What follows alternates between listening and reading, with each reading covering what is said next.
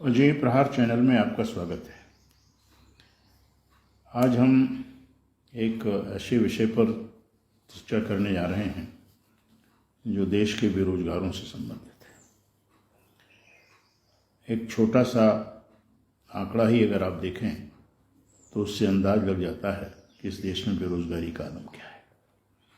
हर पढ़े लिखे व्यक्ति की चाह अधिकारी बनने की होती है और उत्तर प्रदेश लोक सेवा आयोग वर्ष 2022 का जो परीक्षा परिणाम अभी घोषित हुआ है, जिसमें 383 अभ्यर्थी सफल घोषित किए गए।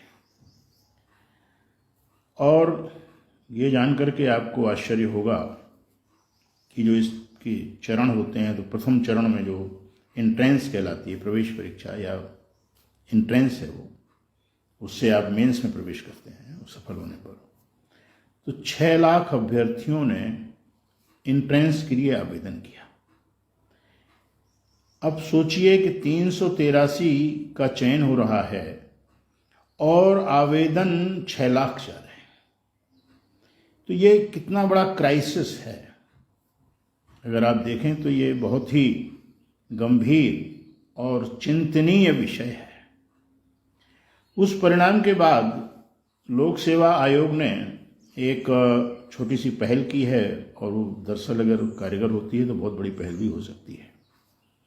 पहली तो बात यह है कि जिस प्रकार की आजकल परीक्षा प्रणाली चल रही है और जिस प्रकार से बेरोजगारी बढ़ रही है, इसमें कोई संतुलन नहीं है, कि एक बड़ी विचित्र स्थिति है और इससे निपटने के लिए कहीं कोई बहुत कारगर उपाय नहीं हो रहे हैं। तो पहले तो मंथन होना चाहिए कि हम कैसे कारगर उपाय करें कि बेरोजगारी की संख्या घटे।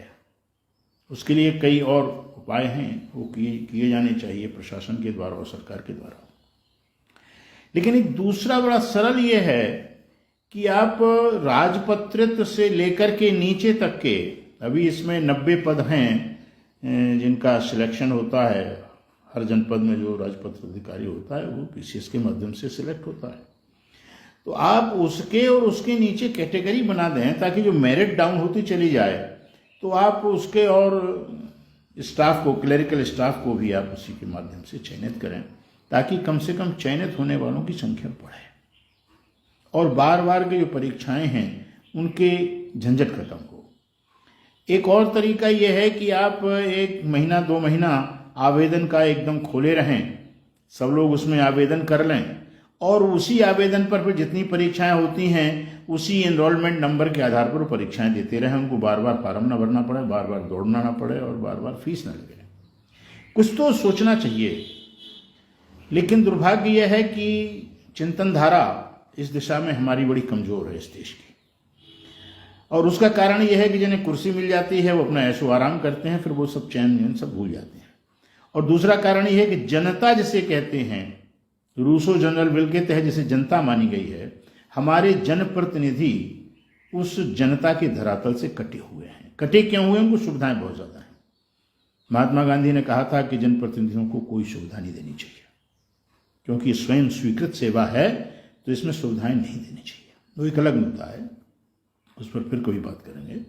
तो अभी लोक सेवा आयोग ने ये कहा है कि जिन छात्रों को हमने साक्षात्कार में बुलाया है, बड़ी मेहनत करके ये लोग आते हैं साक्षात्कार के स्टेज तक, और उस साक्षात्कार में भी लगभग 1/3 ही सिलेक्ट होते हैं। ऐसा एक अनुपात है, 1:3 या 1:5 बुलाते हैं, जिसका जैसा सिस्टम बन जाता है, और उनमें से उतने लोग ही सिलेक्ट होते हैं। बाकी वहाँ तक पहुँचने के बाद सांप सीढ़ी के खेल की भांति वो फिर टेल पे आ जाते हैं, नीचे आ जाते हैं। तो उन्होंने कहा कि हम ऐसे लोगों को जो चाहें तो हम प्राइवेट सेक्टर में साक्षात्कार में आने वाले अभ्यर्थियों के नाम पते से पूरी वेबसाइट उनको उपलब्ध करा सकते हैं, अगर वो चाहें। क्योंकि कुछ लोगों की तो मंशा होती है, इस साल नहीं आए तो अगले साल आएंगे, 4-4, 5-5 साल जितने जिसको टर्म मिलते हैं वो अपना कर रहे हैं। तो ये एक सोच अच्छा है, लेकिन दरअसल इस सोच को थोड़ा और बढ़ातर भी बनाना चाहिए। बढ़ातर इन द सेंस कि जब हम फार्म भरते हैं उसमें एक कॉलम हो कि क्या आप प्राइवेट सेक्टर में भी जा सकते हैं और वो हाँ कर दे तो फिर सहमति की आवश्यकता नहीं पड़ेगी।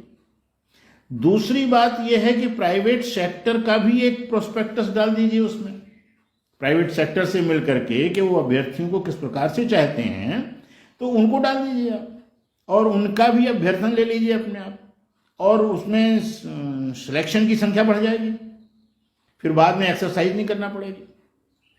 एक तरीका यह है कि जो लोक सेवा आयोग में मेंस में आ जाते हैं, काफ़ी लोग आ जाते हैं मेंस में, तो उन मेंस वालों की कुछ प्राइवेट सेक्टर चाहे तो रेफरेंशियल कोर्स करा सकती है, क्योंकि आज हिंदुस्तान में एक बड़ी समस्या यह है, काफ़ी घरानों से जो बातचीत हुई उसका निष्कर्ष यह है कि जो आपकी एजुकेशन है और हमारी जो आवश्यकताएं हैं वो दोनों मेल नहीं खाती। तो जो मेंस में आ जाएं और मेंस के बाद जो सिलेक्ट हो जाएं, बाकी जो बचें जिनको जितना चाहें प्राइवेट सेक्टर, उनका एक रेफरेंशियल कोर्स कर दें और एक टेस्ट ले लें, उनको अपने यहाँ ले लें और उनको उसके अनुरूप ट्रेनिंग दें बाद में।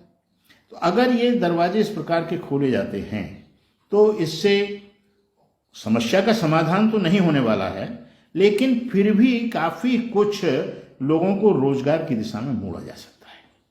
वैसे तो पूरा सिस्टम आपको चेंज करते हुए ये करना चाहिए कि हम नौकरी नहीं ढूंढेंगे, हम लोगों को नौकरी देंगे। इस प्रकार हम प्राइमरी एजुकेशन से लेकर के और शीर्षस्थ जहाँ तक आवश्यक है उसमें इस प्रकार के पाठ्यक्रम हों कि लोग इंटरमीडिएट के बाद कुछ ना कुछ करना शुरू कर दें ताकि उनको अर्निंग होने लगे। ऐसे एजुकेशनल इंस्टीट्यूशंस होना चाहिए कि जो इंटरमीडिएट तक उनको कौशल या हुनर सिखाया जाता है उसका ग्रेजुएशन लेवल पर थोड़ा और विकास किया जाए और उनको काम भी मुहैया कराया जाए, और उस काम से जो आय हो कुछ शिक्षण संस्थान रखे, कुछ उन अभ्यर्थियों को भी मिले, उन प्रशिक्षणार्थियों को भी मिले जो ले रहे हैं ट्रेनिंग।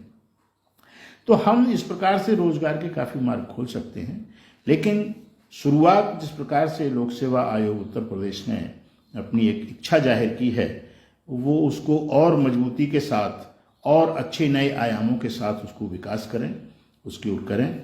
हम ऐसे सुखद जो सुझाव हैं, जो पहल हैं, उनका हम स्वागत करते हैं।